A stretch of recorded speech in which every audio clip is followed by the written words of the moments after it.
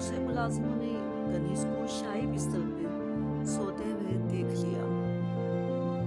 بادشاہ جب شکار سے واپس آیا تو ان ملازموں نے کنیز کی شکایت بادشاہ سے کر دی۔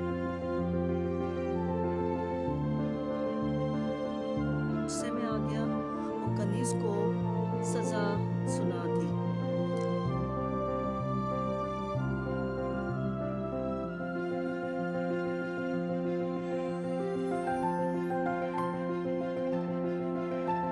بادشاہ نے پوچھا، کیا تم اپنے کیے پہ شرمندہ ہو؟